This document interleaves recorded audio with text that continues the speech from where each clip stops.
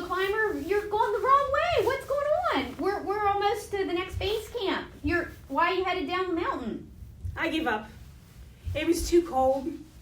I didn't have enough water and food. I didn't prepare well enough for this. I thought it was going to be a lot easier, honestly. Oh. And so I left my team up at the headed that way up Everest. Yeah. And I'm headed back down. Oh my goodness, no. I am so glad we ran into you because okay, since you were thinking about heading back down anyway, can I tell you my story? Sure, I'd like to hear it. So, this is my friend Heather. But guess what? Guess where I met her? I met her down at base camp. Because you know what?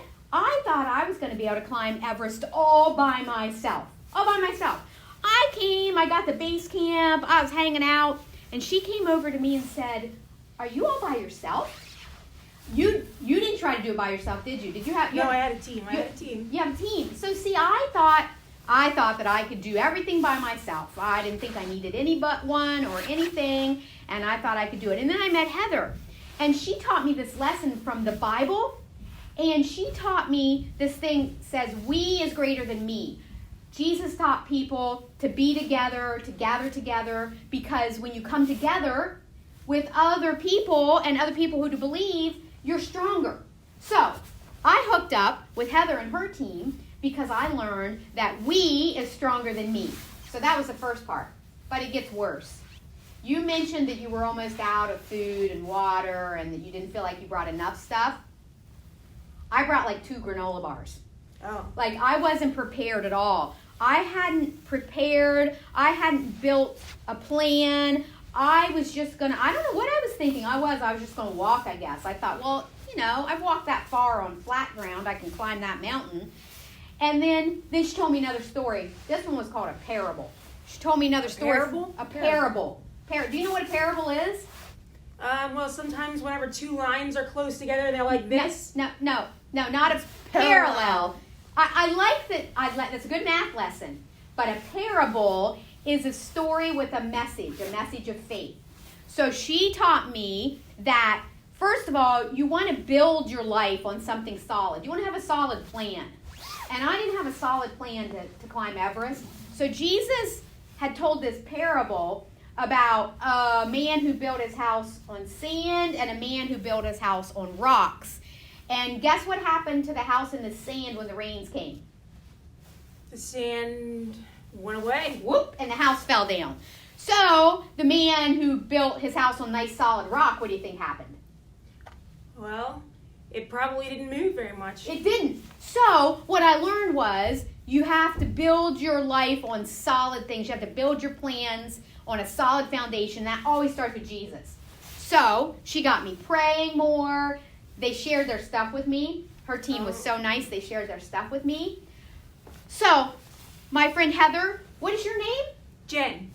Heather, Jen. I bet Heather's got something in that Bible that can help you and maybe make you change your mind about going the rest of the way. Heather, what do you got? I do. So I bring my pocket Bible because my big Bible is too much to carry with all the other gear. But as you were talking, I thought about this other parable that I know. It's from the book of Luke.